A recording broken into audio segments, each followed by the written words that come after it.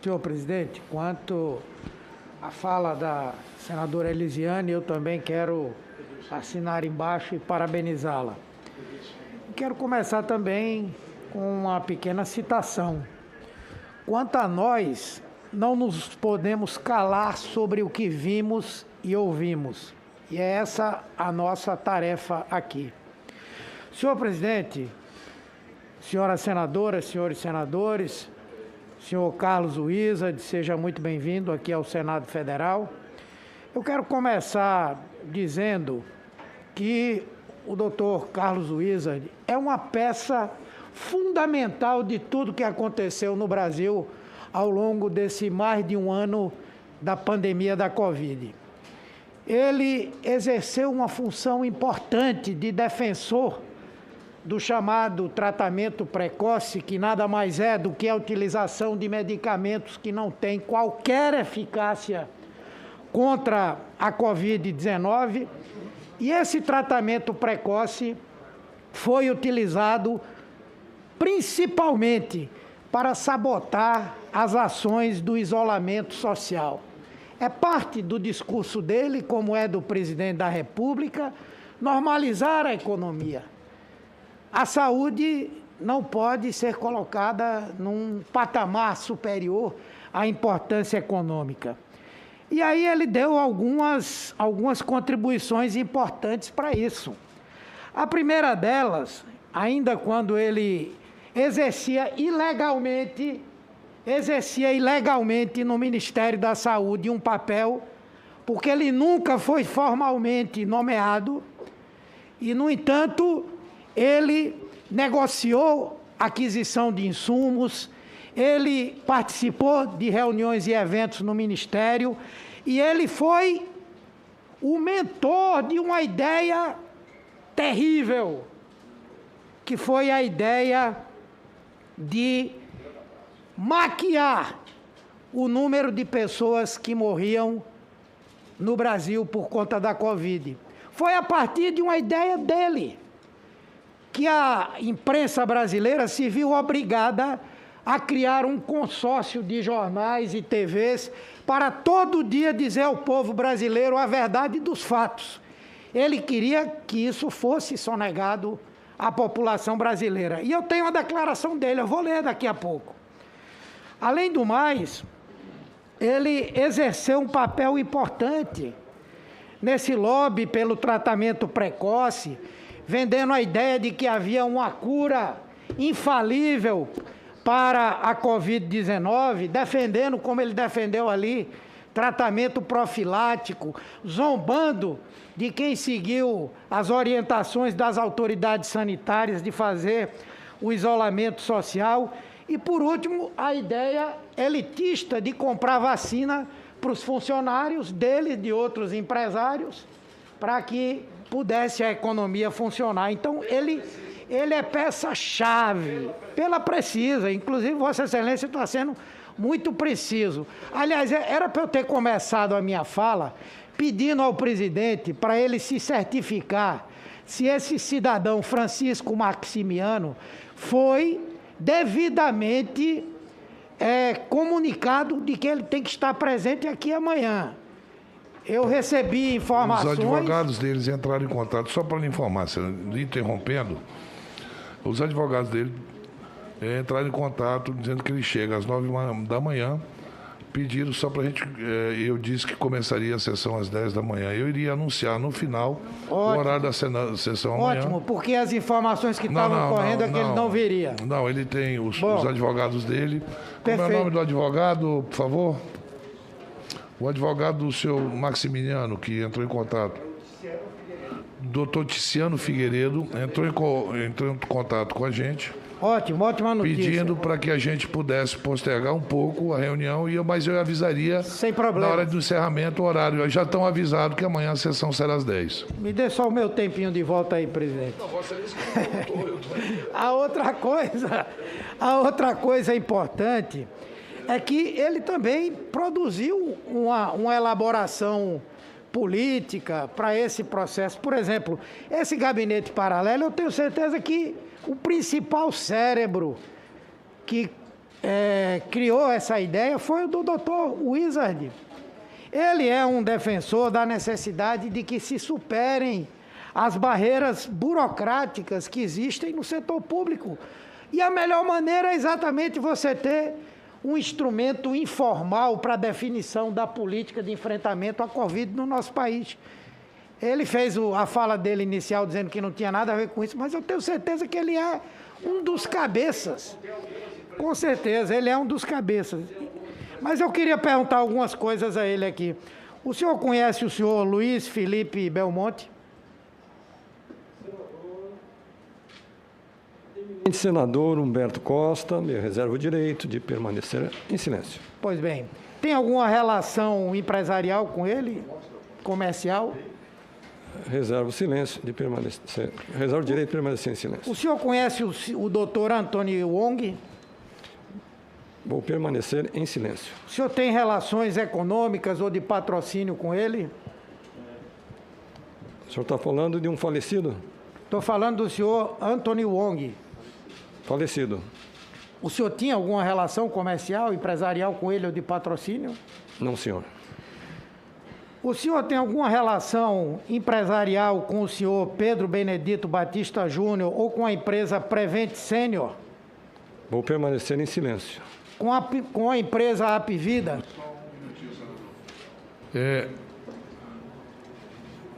A pergunta anterior, qual foi que o senhor fez? Foi a do senhor Pedro Benedito Batista Júnior. Que o senhor Isa disse que... não, aí foi o doutor Antônio Wong, ele disse que é falecido. Falecido, e que se ele tinha... algum tipo de relação econômica ou de patrocínio. O senhor respondeu? Ele não respondeu. Não respondeu? Sim. Ele disse não. Não respondi. Não disse não. Ele disse não. Tá aí, o Vossa Excelência disse que não tinha nenhuma relação comercial com o senhor Wong. Wong. Foi isso? Sim. Então, leva a crer que, em relação a ele afirmou que não tem. As outras perguntas, nós podemos dizer que é sim.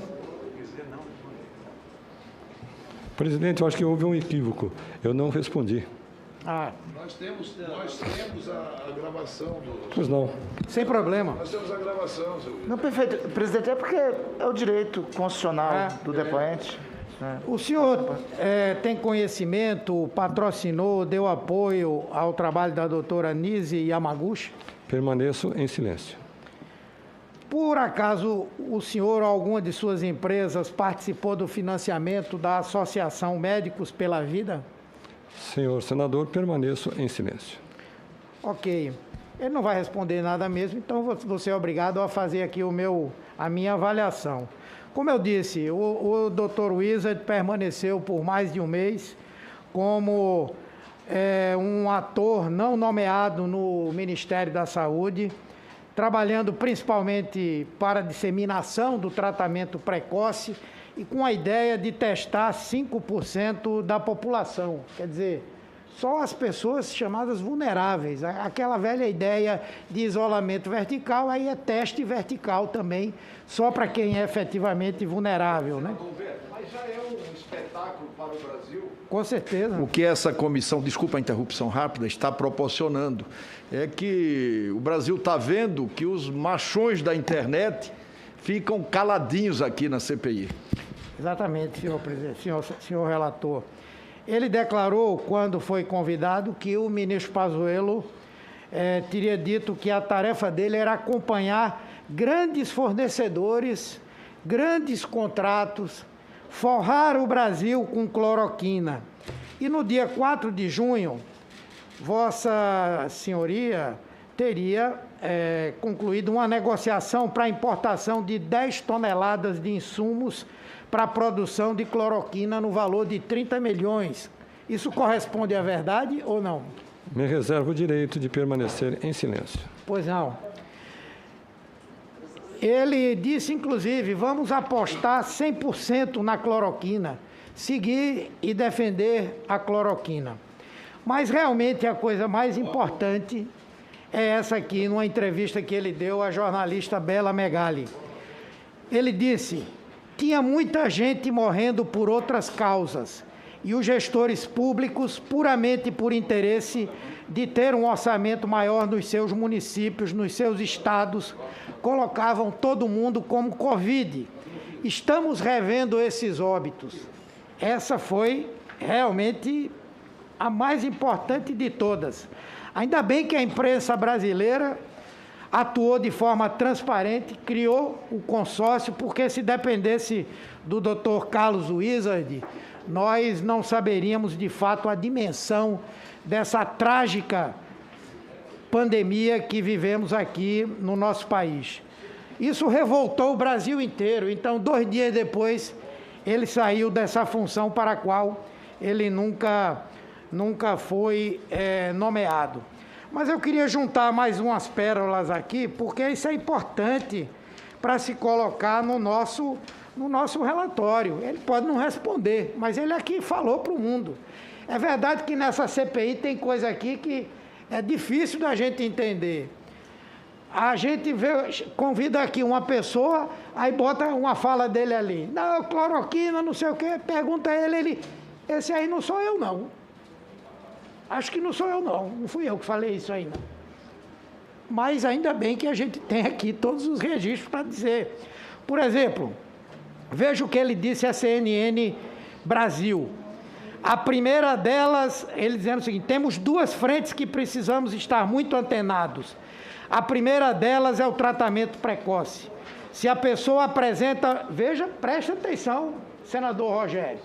Se a pessoa apresenta os primeiros sintomas, como febre, dores no corpo, dificuldade de respirar, ela será diagnosticada e testada. Com o teste positivo, já vai entrar na medicação. Não gosto de falar apenas de cloroquina e hidroxicloroquina, pois são vários medicamentos para o tratamento precoce. E ele diz: existem outros componentes, mas eles fazem parte da composição. O mais importante é que estamos trabalhando muito mais preventivamente e precocemente. A pessoa voltará para casa e também vamos tratar o entorno dele. Escute isso. Se o cidadão é casado e tem filhos, vamos dar tratamento para todos. Quer dizer, mesmo se a pessoa não tivesse comprovadamente com Covid, pela orientação desse tratamento precoce, tomava quem estava e quem não estava com Covid. Nós ouvimos aqui a doutora Yamaguchi, já que falam tanto dela, dizer que não manda ninguém tomar cloroquina sem fazer antes um eletrocardiograma. Veja a orientação que estava sendo dada na CNN Brasil pelo doutor Carlos Wizard. Isso está previsto no Código Penal, o nosso senador Rogério vai falar sobre isso, o curandeirismo. Isso é charlatanismo, isso é exercício ilegal da medicina.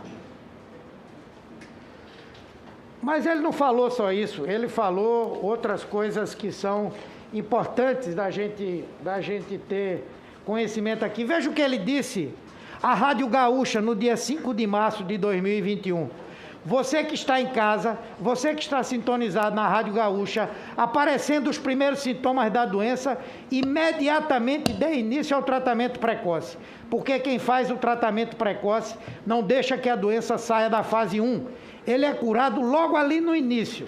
Se ele não curar logo na primeira fase, evolui para a segunda, para a terceira, vai precisar ser internado. Dependendo da gravidade, o pulmão vai ser tomado, ele vai para a UTI, vai ser entubado e, lamentavelmente, nós estamos tendo muitas mortes por pessoas que ficaram em casa tomando dipirona. Eu, até agora, não peguei coronavírus. De 15 em 15 dias, eu tomo a minha dose de hidroxicloroquina, ivermectina, zinco e vitamina D. Ou seja, a minha imunidade e a minha resistência está alta. Vejam, Vossa Excelência é médico. Como se chama isso, presidente? Como se chama isso? Olha, eu estava até pegando aqui no dicionário, Aurélio, porque é bom que se diga que quando se fala charlatão, não está se referindo a nenhum médico. Claro. Então, a definição de charlatão está aqui no Aurélio. charlatão, mercador ambulante que vende drogas e elixires reputados milagrosos, atraindo e iludindo as pessoas. Ou então, curandeiro, que diz possuir remédios milagrosos. Portanto, essa é a definição do Aurélio de charlatão. Quando se fala charlatão, é aquele que não é formado, não se formou em medicina, não fez nenhum curso e começa a receitar para as pessoas. Estou aqui só definindo o que Vossa Excelência me pediu. É o Aurélio aqui, peguei agora. Pois é, eu vou concluir a minha fala para que outros possam falar, mas diante, inclusive, do que nós assistimos nesses últimos 2 dias, causa espécie o tipo de ação que foi feita no Brasil por essa verdadeira aliança que envolve o governo federal, o presidente Bolsonaro, maus empresários. Essa aliança causou muito mal ao Brasil. E agora nós tomamos consciência de que, na verdade, além de todo esse mal, essa nocividade que foi causada, ainda tem uma coisa que sempre foi dito que era da velha política. Eles vieram para fazer a nova política, mas é a nova política com o velho esquema da corrupção. O governo ontem apresentou, acho que a 3ª versão sobre esse problema da Covaxin. No primeiro momento, o presidente disse lá ao deputado que iria mandar a Polícia Federal apurar, não mandou. Depois veio com uma história furada, conversa mole, que recebeu a denúncia no dia 20, uma sexta-feira, que no dia 22 mandou o Pazuello apurar, que Pazuello falou com o secretário-geral da Presidência da República, com o secretário-geral executivo do Ministério, no dia 22, só que no dia 23 Pazuello foi demitido. No dia 22, no máximo, ele estava tirando as coisas das gavetas, não é? Então, é uma conversa furada. Sabe aquela história de apagar o rastro do mal feito? É o que o governo está querendo. Demitiu esse funcionário.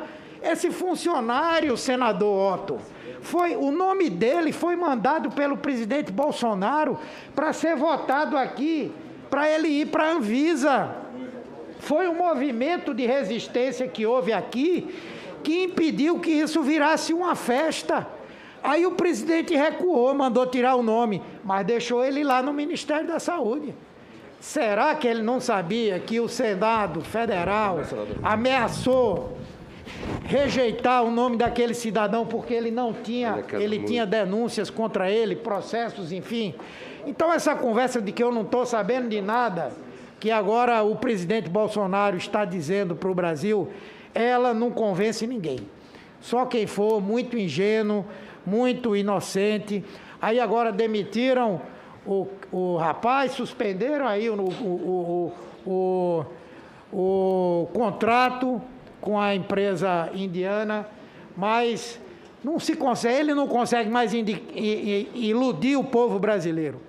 As pessoas estão atentas, estão acompanhando tudo o que está acontecendo no país hoje e sabem muito bem que esse governo para o Brasil só representa vergonha, vergonha mundial, para o seu povo sofrimento e para a política o retorno de velhas fórmulas que já foram condenadas pela própria população brasileira.